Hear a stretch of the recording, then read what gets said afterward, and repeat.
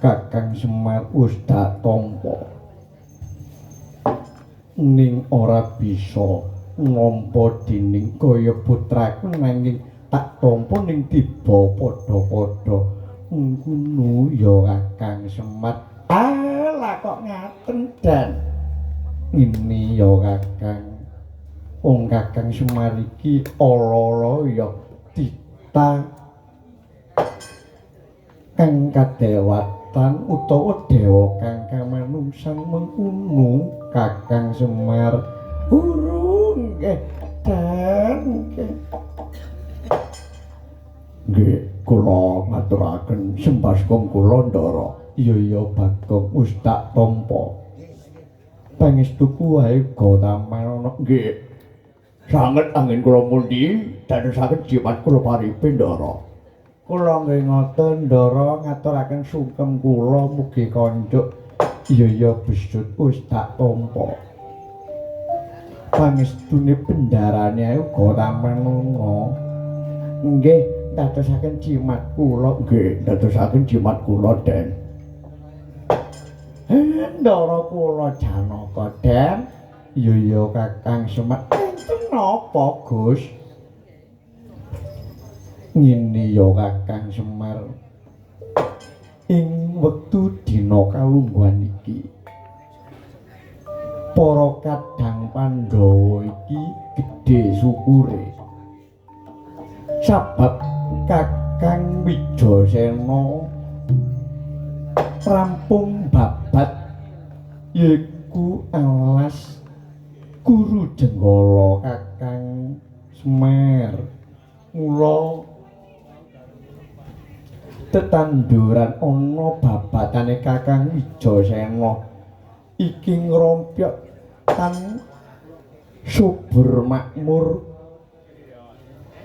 pari kang padha lemu-lemu mengkono ya Kakang Semar.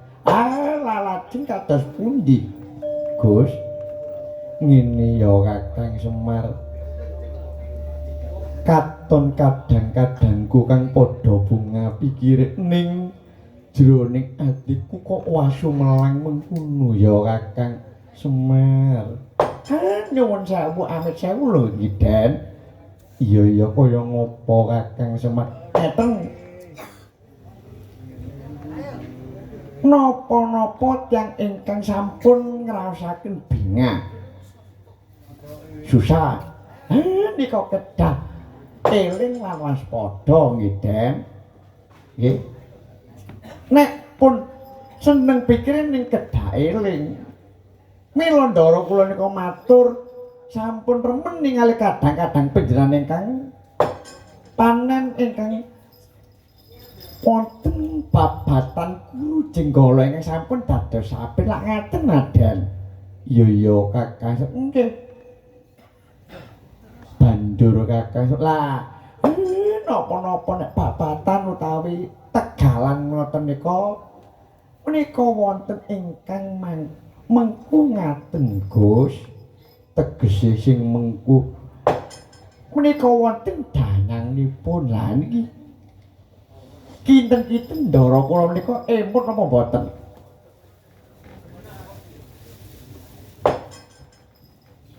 Ndara gedhe ingkang sampun babat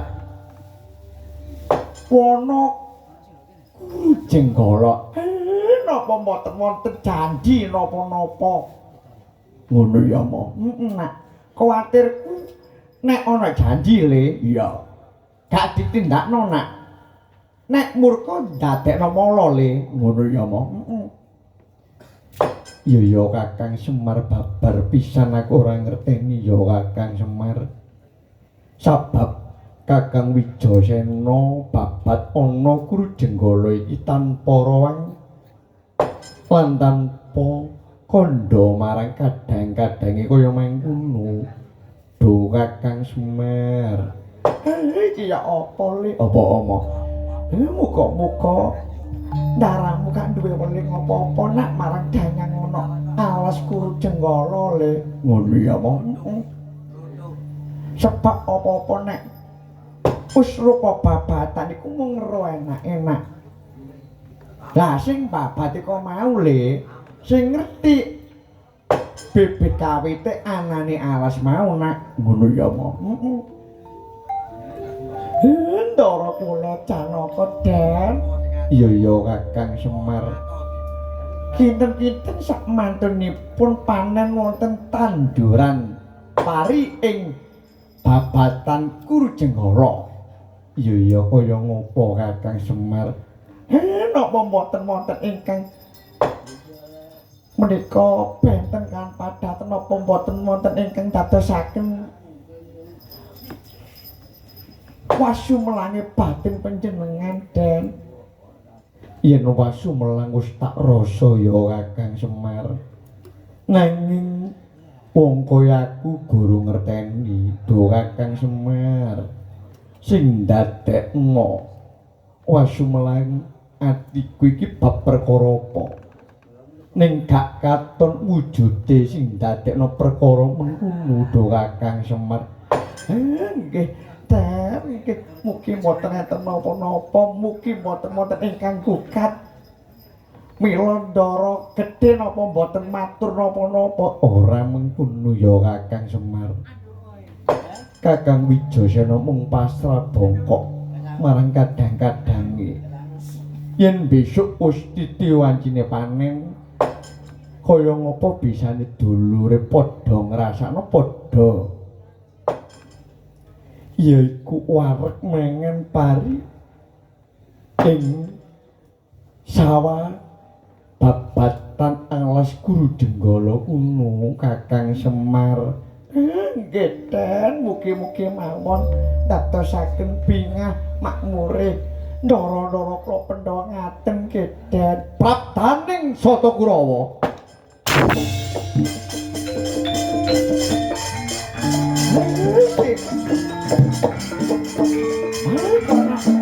ayo nih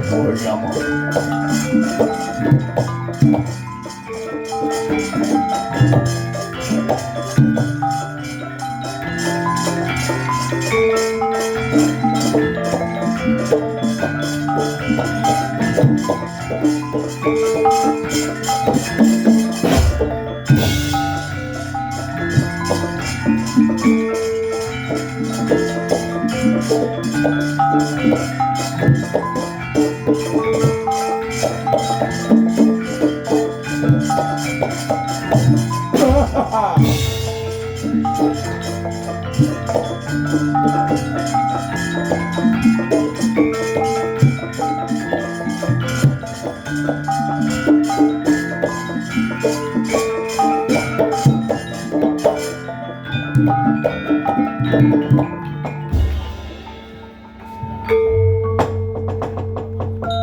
Arjuna-arjuning rat kelong panggersing salira Sri Kandinyang King Gandewa Sumatra menyar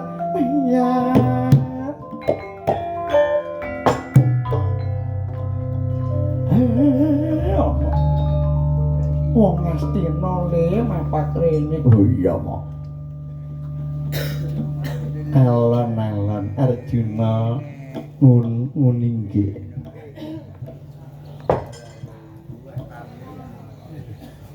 Niki lak nggih paman sing unik iya Arjuna.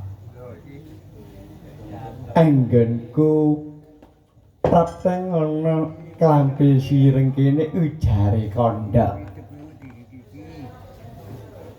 Yen babatane Senoduk nalika semana iku wujud sawah lak ya ngono. Leres mekaten do paman. Iki dina Sata Kurawa iki padha sambat kurang pangan. Mula tekaku rene bakal nempel wujuding kasile panen mengkono Arjuna. Kakang Semar, nggih napa Den?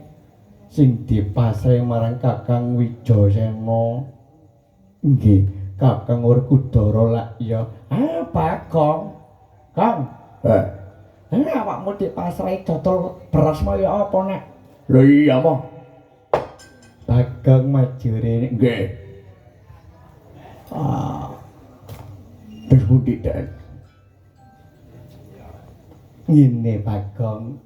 Ing dina wektu kalunggan iki wong Kurawa iki kurang pangan. Mung tandurane Kurawa iki cukul dunya brana emas inten perak.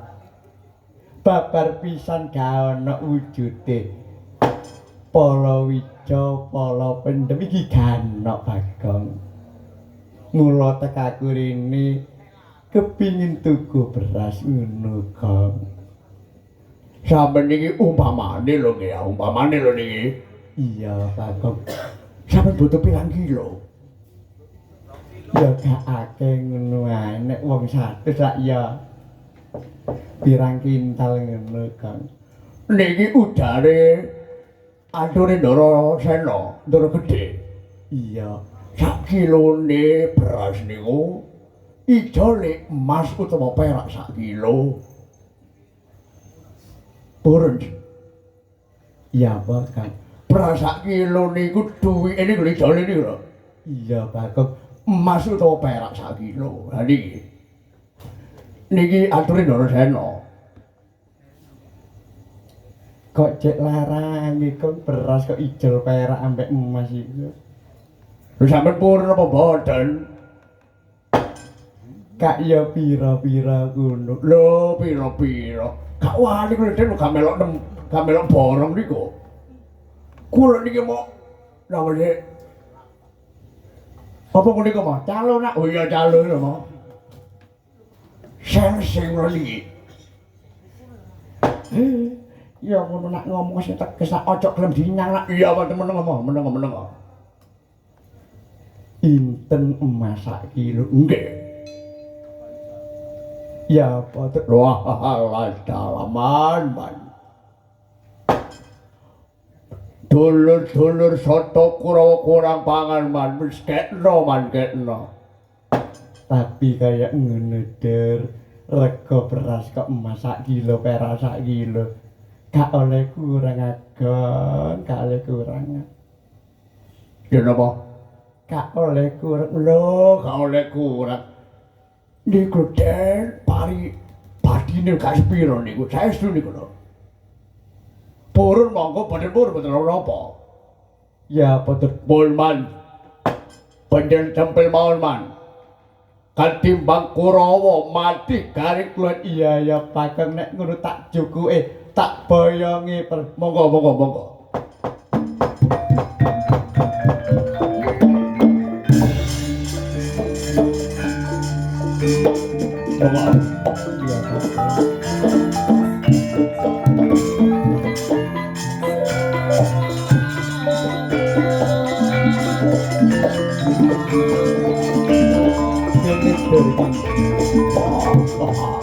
Oi.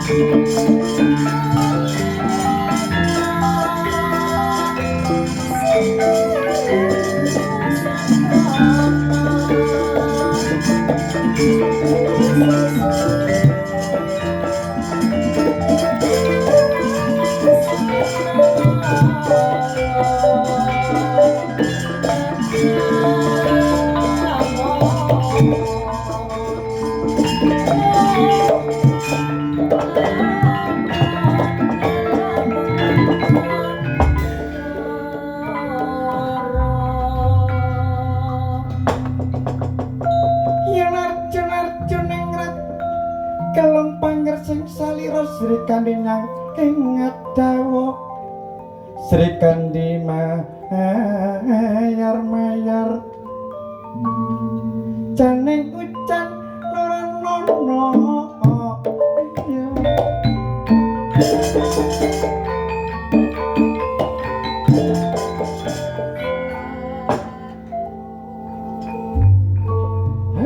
Ndara kula Janaka Den. Iya Kakang Semar kaya apa? Niki sampun dadosaken bingahing para Pandhawa lan Kurawa. Nggih, Kurawa nika sampun sugih donya brana, ning Pandhawa sugih tetanen lak ngaten Raden. Iya Kakang Semar. Banjur Kakang Werkudara ora katon babar pisan ana ndi ya Kakang Semar? Nggih kirangan, Gus. Oh iya, Mo. Ndaramu Sena sak rampunge babat Kuru Jenggala le. Iya. Iku ditinggal, Nak. Ditinggal, Mo. Ning ndaramu para Pandhawa iku sing kari ngopeni tanduran ana kono le. Ngono ya, Mo. Ndara kula Janaka Den. Iya Kakang Semar kaya apa? Niki kados pundi? Napa mboten enten ingkang dipun tata anggenipun tetanen wonten Kuru Jenggala mriku, Gus? Ngene ya Kakang Semar. Ana sawah ana ing Kuru Jenggala iki. Wektu kalunggan iki padha wis ngrembaka tetanduran apa wae ngono ya Kakang Semar. Tak jaluk marang Kakang Semar ayo padha yaiku panen kasil tetandher ana ing sawah lan tegalan ana ing Krujenggala ya Kakang Semar rewang-rewang ana ya Kakang. Nggih ngestaken dawuh dan nggih kula rewang ayo Pakok ayo Kakang so monggo Gus.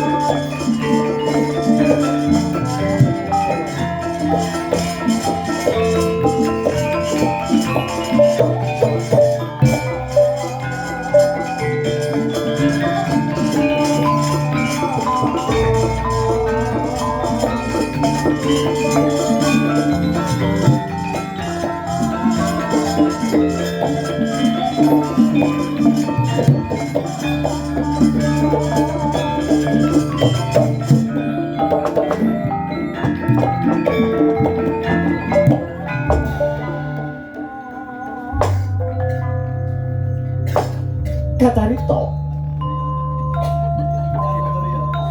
para Pandhawa ingkang sampun ngundha wawan wonten ing Tegalan nggih wonten sawah ingkang sampun kasil babatan alas Krujenggala ing mriku sak sampunipun dioling kalian Kyai Lurah Semar Buja Gatina ing toko bab perkara danyang utawi ingkang mengku ing Tegalan dangune dangu anggenipun tetahanan anggenipun ngundhuh wawan boten semerap sangkaning blai para Pandhawa supe kalian ujaring duk nalika semono Raden Werkudara kan Kebo Gumarang ing mriku Kebo Gumarang wonten pepanening Tegal Krujenggala boten dipun paring sajen boten dipun bancai ngamuk-ngamuk kaget kawula sak negara Ngamarta.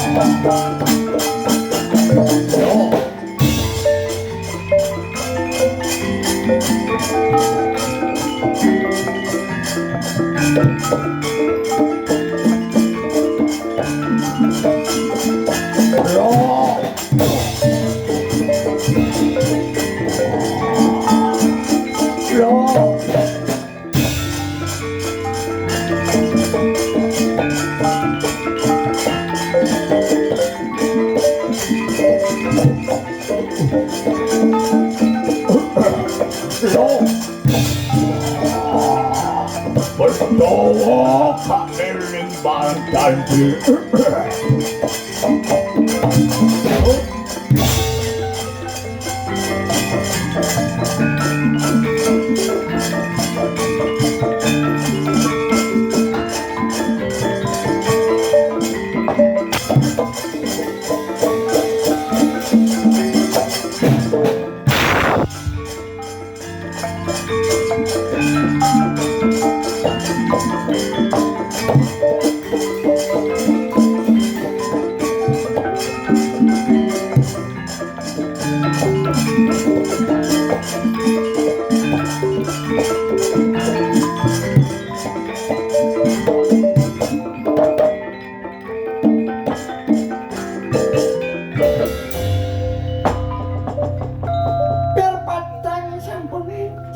Nipun matar sadek sampun kalur.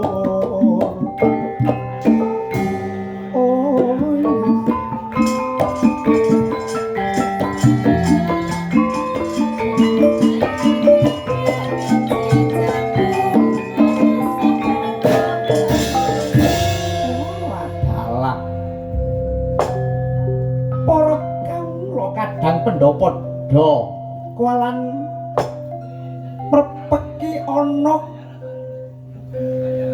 wujuding kebo kang ngamuk ana alun-alun negara Ngamarta iki apa? Dayaji ana apa ae? Apa alon ya?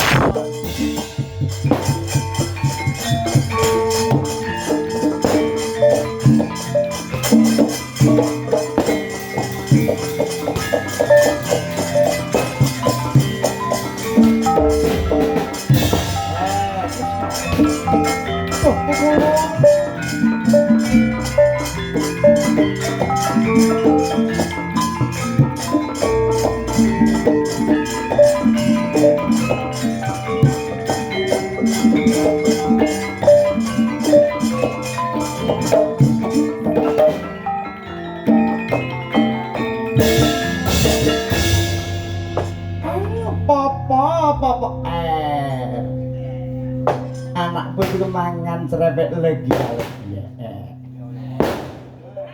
Kresna. Nggih kula. Sadepun matur kula ngaturaken sembah kula mugi konjuk kulon. Iya, Kresna.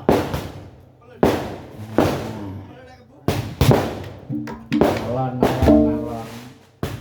Iki mung sarai sapa-sapa Kresna. Nun sewu kula menika lepatipun sinten? Ngene Kresna.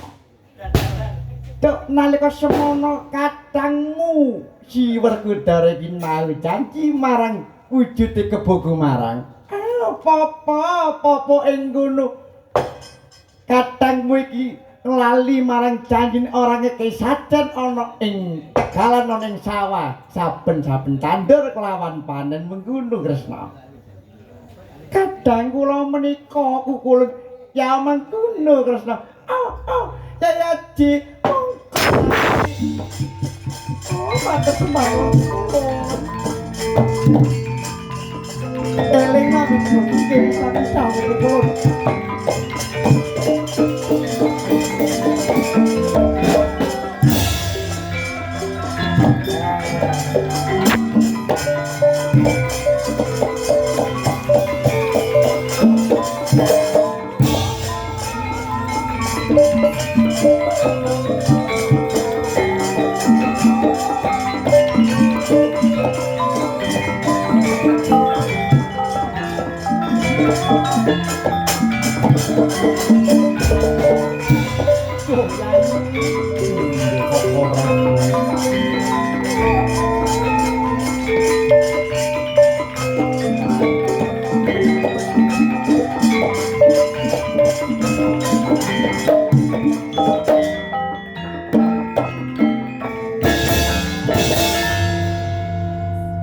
Nuwun sewu Koko Prabu kados pundi? Nuwun makaten Yai Haji. Menika kadang kula adi kula Werkudara ingkang gadhah janji kalian Kebo Gumarang. Duk nalika bapaknipun alas kurdi kula mekaten Yai Haji.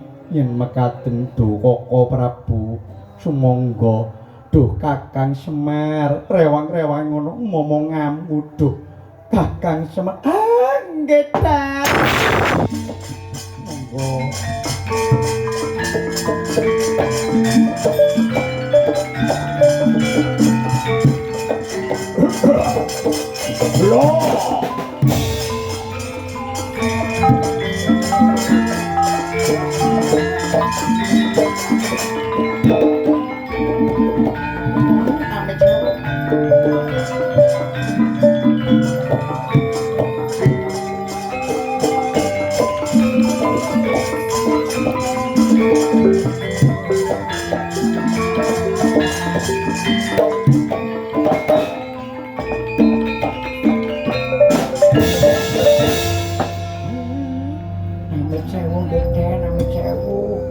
Iya Kakang Semar nggih niki nek pendamelan sing tuwek mboten saged niki. Wah, ana wong ireng menges iki sapa Kebo Gumarang. Iya. Aku Semar, Tende Tanah Jawa aku. Sangyang Ismaya ya Sangyang Punggung. Karepe Semar. Iki momong aku sing luput, momong aku sing salah. Ya. Iki dina bali tak elingno pendaraku momong aku. Gak lali ngekeki sajen ngekeki sandengan ana. Tegal ya ana sawah mengkono Kebo Gumarang. Wah, tak diteni ya Kyai. Nek pancen eling marang sawah sing janjine Werkudara ngemaringi sajen. Tak rewangi aku ewangi omong tani Kyai. Mara kaki lermo atimu Kebo Gumarang. Wah, nggih Kyai. Aku mesangka ana sawah Kyai. Ya.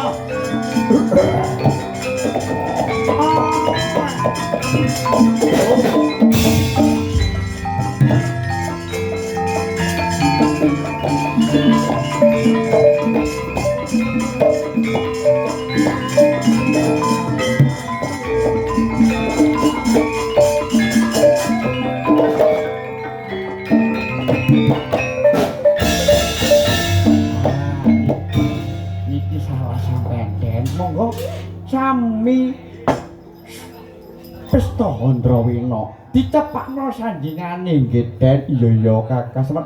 Yen aku njawab pangapura ya Kakang Semar. Wayangku sing luput sing gak ngerti Kakang. Monggo Den. Rupane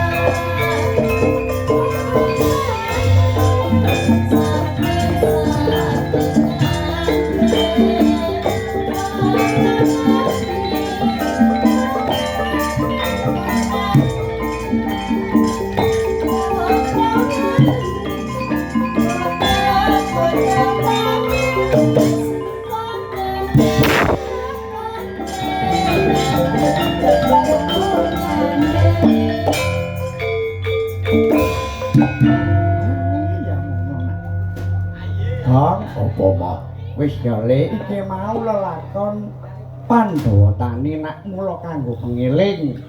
Kabeh iku wong among tani aja nganti gak gelem karo yaiku sing arane bancaan iku minangka syukure awak dhewe Le. Luwe-luwe ngilingi sing bapak desa ngono Kang. Oh iya mong. Nek ngono ya mong padha sepisan merdeka tetep merdeka nir ing sambikala nek ana kaluputaka nyuwun agunge pangapura Kang ya sakire Apik Walidaya. Wassalamualaikum warahmatullahi wabarakatuh.